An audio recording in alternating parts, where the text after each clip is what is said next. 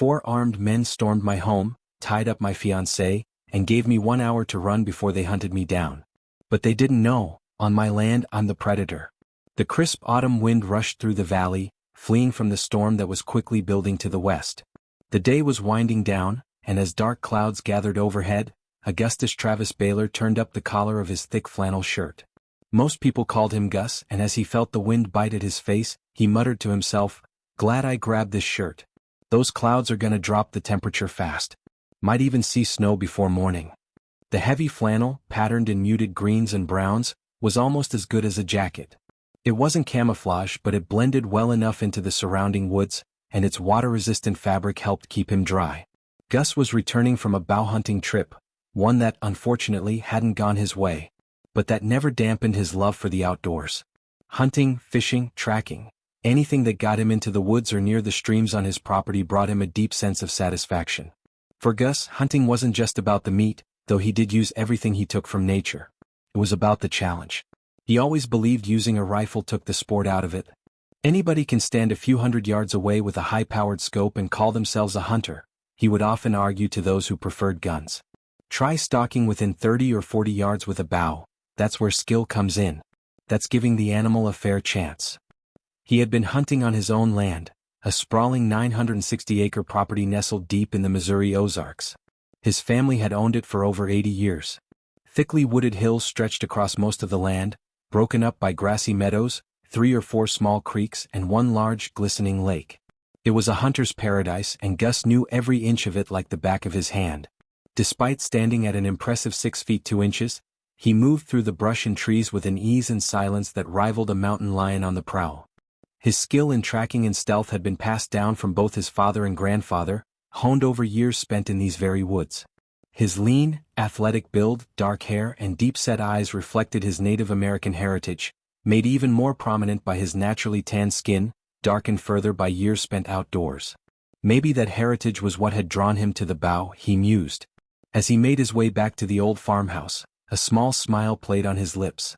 He had always loved hearing the stories of how his family had first come to own this land. "This place feels like more than just my home," Gus thought as he walked. "It feels like an old friend." Gus's family roots stretched all the way back to the wide, open plains of West Texas. His great-great-grandparents had once lived there, but when the Great Depression hit in 1935, survival became nearly impossible. Jobs were scarce across the country, but Texas was hit especially hard. On top of the economic collapse, a relentless drought turned farmland to dust, leaving families with no way to grow food or make a living. With little choice, the Baylors packed up what they could and headed north, settling in the rugged hills of the Missouri Ozarks.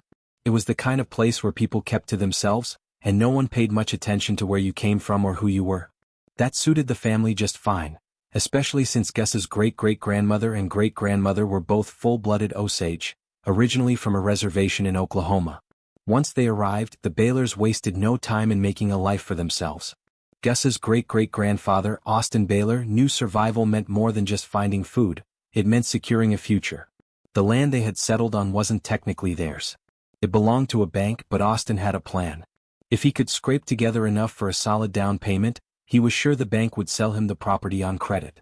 And once he had legal ownership, he was determined to turn it into a working farm. Times were desperate, but Austin was resourceful. Wild cattle still roamed the hills, livestock that had once belonged to ranchers who either packed up and left or released their herds when they could no longer afford to feed them through the winter. Austin rounded up as many as he could, not to sell but to keep his family fed. Trapping also became a crucial part of their survival. As soon as late fall set in, Austin ran a trapline for furs, taking advantage of the thick winter coats animals grew before the spring thaw. He knew the value of a good pelt, and the local general store was willing to trade supplies for furs. Beaver, muskrat, coyote, and marten skins were practically as good as cash. Money was tight, but the Baylors got by. Austin was determined, and with each passing season he edged closer to his goal, owning the land beneath his family's feet. Making ends meet in the Ozarks wasn't easy, but Austin Baylor had a knack for survival. He wasn't just relying on trapping and wild cattle. He had another profitable venture tucked away deep in a hollow. Moonshine. Austin's homemade still produced some of the finest liquor in the hills, and the locals couldn't get enough of it. Prohibition had been repealed just 2 years earlier, But that didn't mean folks around here were eager to pay for government-taxed, store-bought liquor. Most of the hill folk had little love for the authorities, or the federal agents they called G-men. Revenue officers had tried cracking down on illegal distilleries before, but the stubborn independence of the Ozark moonshiners meant more than a few run-ins with the law. For many, Austin's tax-free white lightning wasn't just a cheaper alternative, it was a statement of defiance. Between his moonshine business, trapping, and the cattle he managed to round up, Austin slowly built up a small stash of cash. After a year and a half, he had saved a little over $400, a substantial amount for the time. That money was his ticket to finally securing the land his family had been living on. Determined, he loaded up his wagon and set off on a 2-day 50-mile trip to Vannon, a small town of barely 400 people and the county seat of Carter County. His destination was the bank, where he planned to meet with Theodore Barkley, the man who owned both the land and the bank itself. Sitting across from Barkley in his office, Austin got straight to the point, laying out his offer for the land. The banker leaned back in his chair, listening carefully before shaking his head. "That section of land is worth more than the $2,000 you're offering, Mr. Baylor," Barkley said, folding his hands over his desk. "Why should I take less than what it's worth?" Austin expected the pushback. He nodded. "You're right, sir. That farm is probably worth more. But not right now." He leaned forward. "This so-called depression the government keeps talking about, it ain't going away anytime soon. And tell me, how much are you making off that land right now?" Barkley frowned but said nothing. "I'll pay you $30 a month until the loan and interest are paid off," Austin continued. "It's a simple matter of a bird in the hand versus one in the bush that you may never catch." He could see Barkley weighing the deal in his mind, but Austin wasn't done yet. "Look at it this way, Mr. Barkley, if I pay you for a few months and can't continue, you take the land back. But at least you'll have gotten something out of it instead of letting it sit there, making you nothing." Austin pulled out the $400 in cash and held it up. Barkley's first impression, that Austin was just another uneducated hill man, was starting to shift. Maybe, just maybe, the man had a point.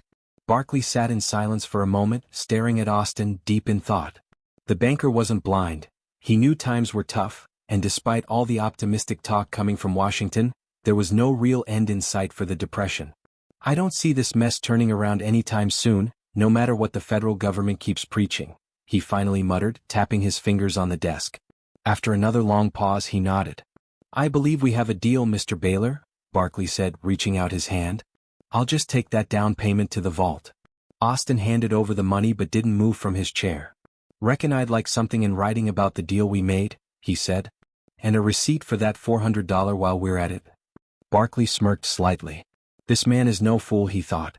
Grabbing a sheet of foolscap, he carefully wrote out 2 copies of the mortgage terms, detailing the payments, interest, and penalties. Once finished, he signed both, got Austin's signature in return, and handed over a copy. "You just bought yourself a farm, Mr. Baylor?" Barkley said, leaning back in his chair. "Reckon so," Austin agreed, tucking the paper away. "See y'all next month with your payment." With that, he left the bank and made his way to the general store, picking up supplies before loading up his wagon. The trip home was long. He rode all day and through most of the night, finally returning to the farm that was now officially his. From one generation to the next. That section and a half of land had been passed down from father to son ever since. Gus inherited it from his father, Travis Baylor, 5 years earlier when he was just 27. It hadn't been under the best of circumstances. His parents had been killed in a tragic accident caused by a drunk driver. The property had been willed to him, and though it had always been in the family, it was Travis who had modernized it. Travis Baylor had treated the place as more of a hobby farm, bringing in electricity and running water to the old farmhouse. He and his wife dabbled in gardening but mostly used the property as a retreat from city life. The fields and some of the lower valleys had been leased out to a local farmer, providing a small income without much effort. But when Gus took over, he had different plans. The first thing he did was give the farmer notice. The lease would run its current term plus 1 more season, and after that it wouldn't be renewed. Gus didn't want the land worked for profit by someone else. He wanted to restore it to something more personal. Over time, he renovated the old house, rebuilt the barn, and transformed the property into a hunting and fishing retreat, a place where he could live and thrive on his own terms. A homecoming. As he topped a small rise, Gus paused, taking in the familiar sight below. Nestled at the edge of a narrow valley, his cabin sat at the tree line, its silhouette softened by the mist rolling in with the night. The warm glow of lamplight shone through the back windows, casting a welcoming hue against the deepening dusk. A thin column of smoke curled from the stone chimney, blending into the crisp autumn air.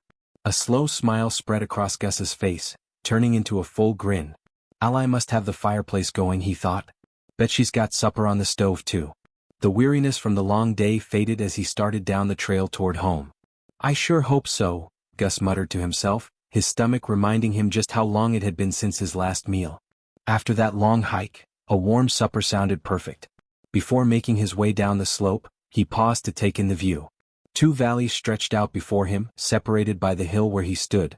The sight never failed to stir something deep inside him, a quiet, steady sense of belonging. Gus might have worked in St. Louis, but his heart had never left this land. This was home.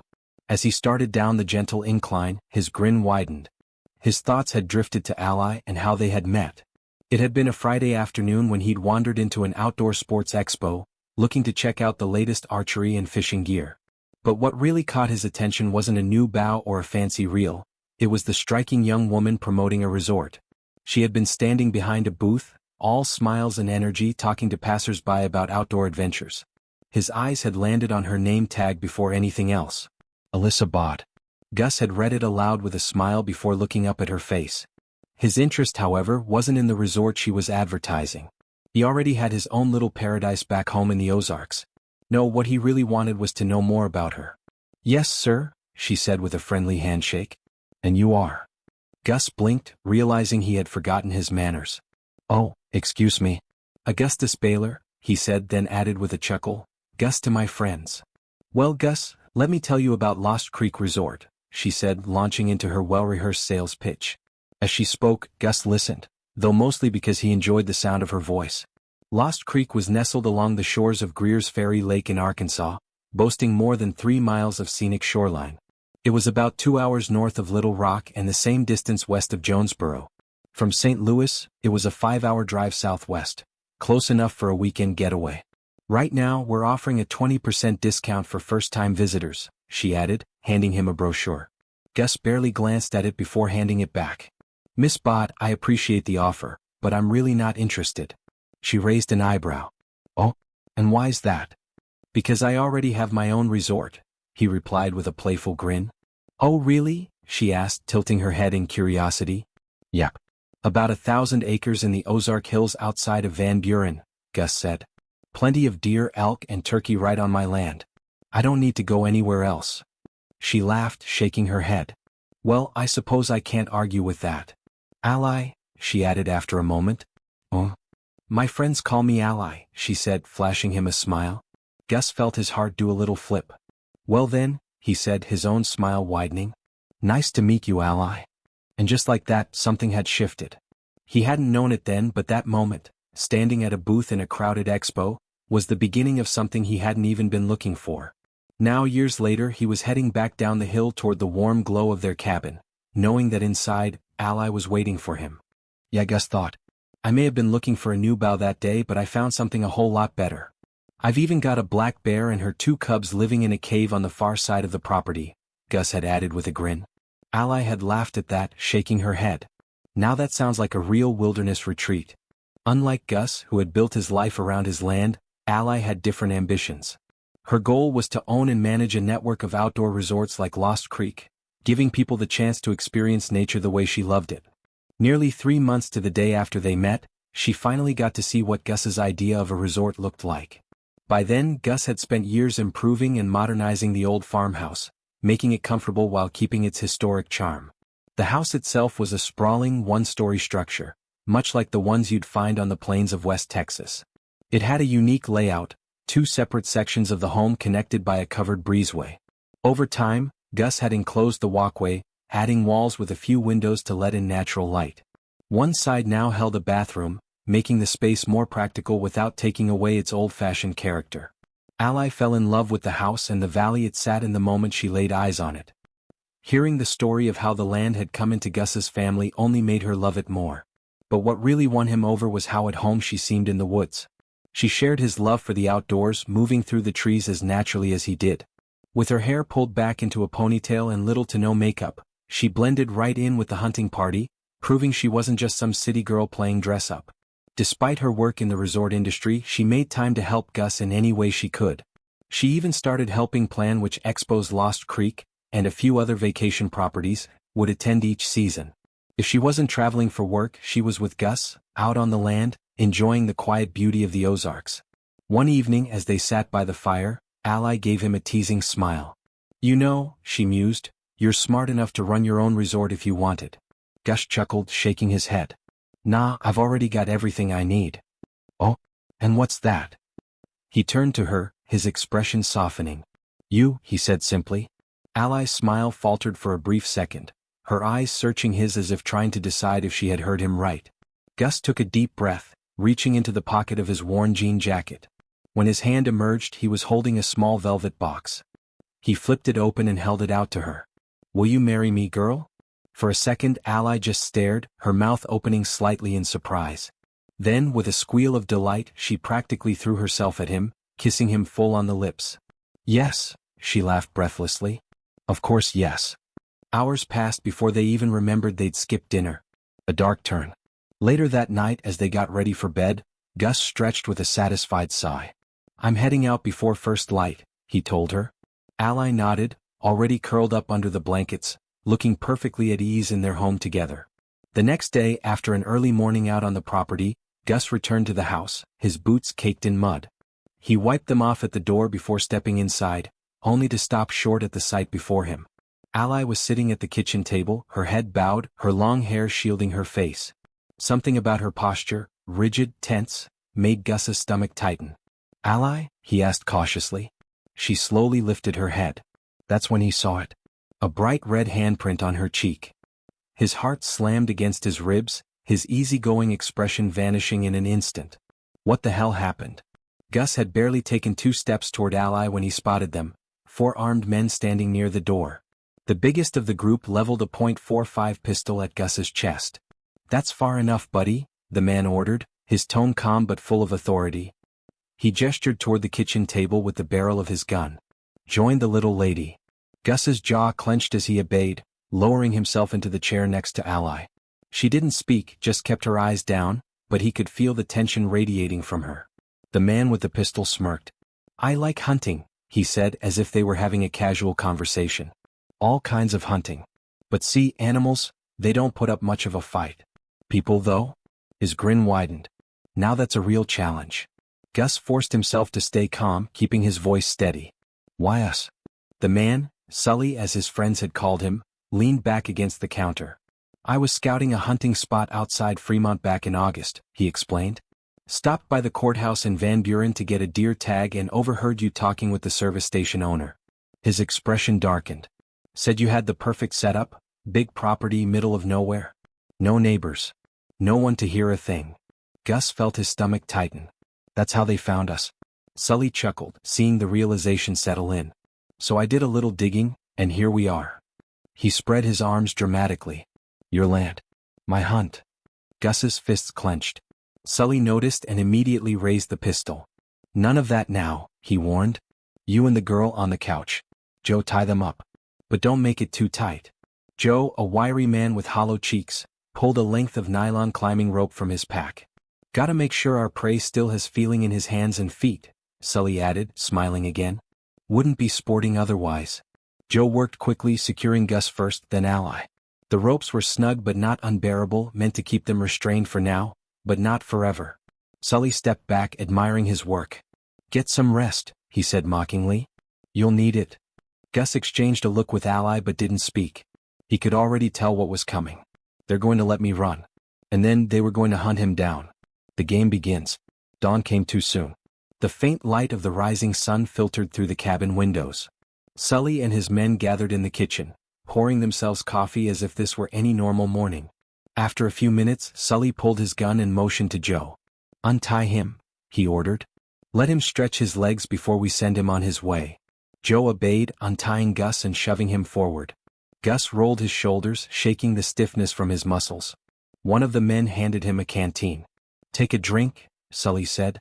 Gus hesitated, then took a long pull of water, never taking his eyes off the men watching him like a pack of wolves. Sully gestured toward the back door. "You've got a 1-hour head start," he said smoothly. From the moment we put you out that door, the hunt begins. Gus exhaled slowly, his mind already working. He had 1 hour. 1 hour to disappear. 1 hour before they came for him. We won't watch where you go, Sully said, a smirk playing on his lips. But in an hour we'll be coming for you. Gus didn't respond. He simply nodded once and stepped out the back door, walking steadily over the crest of the hill before disappearing down the other side. As soon as he was out of sight, he crouched low, pulling the ties on his winter-weight moccasins tight. They allowed him to move almost silently through the woods, a skill that was about to become his greatest weapon. He waited, straining his ears to make sure Sully and his men were gone before making his next move. There were 4 hunters in total, but Gus had only seen 3 leave. That meant Joe had likely been left behind to guard Ally. That gives me a chance. Slowly and carefully, Gus made his way back down the hill, moving toward the rear of the house. Sticking to the shadows, he took a quick glance through a side window. Joe was exactly where he expected, sitting at the kitchen table facing the door, his rifle resting on the chair beside him. Gus knew he had to act fast. Just as he was working out a plan, a sudden sound shattered the stillness. A gunshot rang out. Joe had stepped onto the porch and fired a couple of rounds in Gus's direction, likely hoping to scare him into revealing his position. Gus didn't flinch. He knew rushing the house would be suicide. If he took Joe down, he'd still have Barry and the others to contend with. It would turn into a siege, trapping him and Ally inside with no escape. And if Joe got a lucky shot off, Gus wouldn't just be putting himself at risk. Ally's life was on the line too. No, this needed to be handled smarter. Hunting the hunters. Gus slipped back into the forest, moving fast but deliberately, keeping an eye on his surroundings. He needed to watch his pursuers, study their movements before making his next move. He climbed to a vantage point and observed as Sully's group split up, each man taking a different path. After a few minutes, Gus focused on Jenkins, one of the hunters who had veered off on his own. Jenkins was following a well-worn game trail, clearly assuming Gus would have used it to cover ground quickly. Bad move. Gus used the thickening snowfall to his advantage, looping around in a wide arc until he was nearly 200 yards ahead of Jenkins. The snow wasn't sticking much under the trees yet, but out in the open, it was beginning to leave a light dusting. He stayed beneath the canopy, making sure his tracks wouldn't give him away. Then he waited. Jenkins moved steadily along the trail, scanning the trees but never looking up, never suspecting that he was now the hunted. When he was close enough, Gus struck. With a sudden, precise movement, he lunged, knocking Jenkins off balance and dragging him to the ground. Before the man could shout, Gus had him restrained, his wrists bound with zip ties, his feet pulled up and secured with another. Jenkins grunted, struggling against the restraints, but it was useless. Gus leaned down, his voice low and calm. That ought to hold you. He cut 2 long strips from Jenkins' jacket, pushing one into the man's mouth and using the other to tie a gag in place. Standing up, Gus gave the bound man one last glance. Don't go anywhere, he muttered before slipping back into the trees, his next target already in mind. I'll be back for you, Gus muttered, patting Jenkins on the shoulder before slipping away into the trees. He picked up Jenkins' rifle and carefully hid it well off the trail. Using the gun would only alert the others, and stealth was his best weapon. With that done, he turned east, moving silently through the thickening snowfall. The hunt was far from over. Sully never saw it coming. A whisper of wind. A flicker of movement. And then, the arrow struck just below the breastbone, driving him to his knees. His breath hitched as another arrow protruded from his back, piercing through his spine. Sully looked down at the wooden shaft in disbelief, then up again, locking eyes with Gus through the trees. A mocking smile touched his lips. With a final effort, he lifted a hand in a lazy salute, then collapsed lifeless. Gus exhaled slowly, lowering his bow. No need to tie this one up. Without another glance, he melted back into the woods, moving like a ghost through the trees, his sights now set on the farmhouse. Rescuing Ally. Slipping onto the back porch, Gus peered through the window. Joe was back at the kitchen table, but this time his back was pressed against the wall, pistol braced on the table in front of him. His hands trembled slightly, his eyes darting toward the door every few seconds. He was nervous. Good. Gus waited, watching, letting the silence play tricks on Joe's mind. The man licked his lips, let out a slow breath. Then finally he set the pistol down and dropped to the floor, trying to stay out of sight. That was his mistake. Before Joe could call out, Gus slipped through the door, bow drawn, arrow nocked and ready. Joe froze, eyes wide. But Gus didn't shoot. He simply relaxed the bowstring and let it return to rest. In one smooth motion he picked up Joe's pistol from the table and tucked it into his waistband. Then without a word he strode toward the pantry, grabbing 3 more zip ties. He had used the last of his on Jenkins and Barry. Joe barely had time to react before Gus was on him, forcing him onto his stomach. Gus pressed a knee into his back and secured the zip ties, binding him as he had the others. With the last of the intruders dealt with, Gus turned to Ally. She was still tied to the chair, her eyes wide, but the second their gazes met, she exhaled in relief. Gus knelt, working quickly to free her. "Settle down, young lady," he teased with a chuckle. Ally let out a shaky laugh, rubbing her wrists once they were free. "I thought I was the deadly hunter, but that guy," she nodded toward Joe, still restrained on the floor, "all he talked about was what he and the others were going to do to you."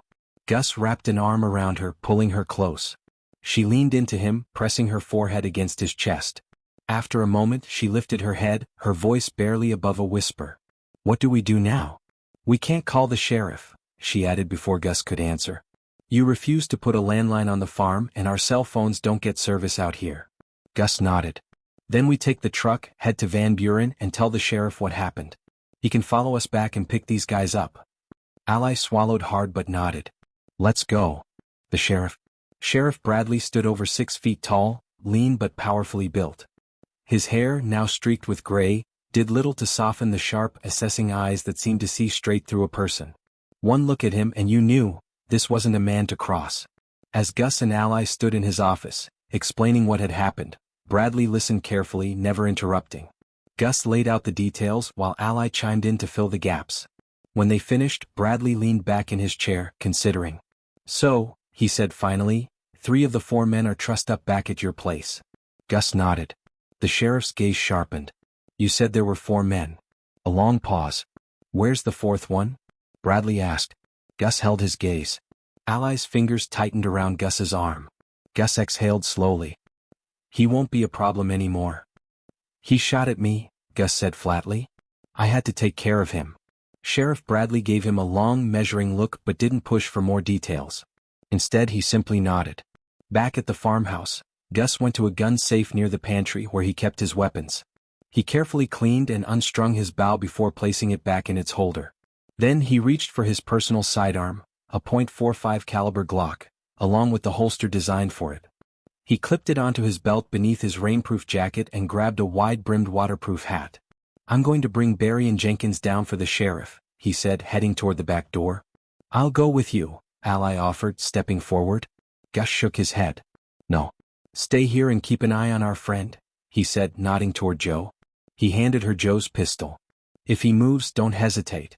Ally took the gun without argument, her grip firm. Securing the prisoners, Gus made his way outside and up the hill where Jenkins was still bound. The man stiffened as Gus approached, but he didn't resist. "Get up," Gus ordered. Jenkins struggled to his feet, his hands still zip-tied behind his back. Gus guided him down the hill toward the house, making sure to keep him ahead in case he tried anything. Inside the kitchen, Joe looked up from where he was sitting on the floor. His eyes flicked between Gus and Jenkins, narrowing in frustration. "Sit down," Gus told Jenkins, pointing to the floor next to Joe. Jenkins awkwardly lowered himself. Gus turned toward the pantry, grabbing a few more zip ties before crouching in front of him. "Feet out in front," he instructed. Jenkins sighed but did as he was told. Gus secured his ankles, then pushed him back against the wall. Joe scowled. "Why should I be tied like this while he gets to sit normally?" Without a word, Gus pulled out his hunting knife. In one swift motion, he rolled Joe onto his stomach and sliced through the zip tie binding his feet. "Fine," Gus said, hauling the man up and forcing him into a sitting position next to Jenkins. Joe grumbled but didn't push his luck. A ride they wouldn't forget. A few minutes later, Gus brought Barry down as well, guiding him toward the house. As they reached the back porch, he spotted a large white van parked in front. "Looks like your ride's here," he said dryly, nudging Barry forward. Inside, Sheriff Bradley stood with his arms crossed, surveying the scene. His gaze landed on Gus. "You didn't bring the 4th man down," he noted. It was both a question and a statement. "Nope," Gus said evenly. "He's up on the ridge just off the game trail." Bradley exhaled through his nose, nodding once. "He should be buried." It wasn't a suggestion. Gus said nothing. He simply guided Barry into the house, pushing him to the floor beside Jenkins and Joe. The sheriff's way. Bradley's deputies filed into the house, securing the prisoners and leading them outside to the waiting van. One by one, the men were forced inside, their hands bound behind their backs. Jenkins groaned as he tried to get comfortable. "Hey, I can't ride like this," he complained. Bradley arched a brow. "I could hog-tie you again and toss you in the back if you prefer." Jenkins shut his mouth after that. Gus eyed the van, then looked at the sheriff. "Where'd you get this thing? Didn't think Van Buren had more than 2 or 3 patrol cars." "We don't," Bradley admitted. "After I talked to you, I went over to the U-Haul place and rented this cargo van." A smirk tugged at the corner of his mouth. "Not like I'm worried about comfort for this bunch." Gus let out a low chuckle, nodding. "Fair enough." The sheriff's question. As the prisoners were secured and the deputies handled paperwork, Bradley studied Gus carefully. "I know why you did what you did," he said finally. "And I know you stuck around because of Ally." He paused, his expression unreadable. "But that makes me wonder." Gus glanced up. "Wonder what?" Bradley folded his arms. "You stalked those men. Walked right up on 2 of them and they never even knew you were there. You had the chance to kill them all. And I know you've got the stones to do it." The sheriff's sharp gaze locked onto his. "So why didn't you?" Gus didn't answer right away. He simply turned, draping one leg over the ATV's tank as he stared across the valley toward the tree line. Seconds passed. Then finally he exhaled.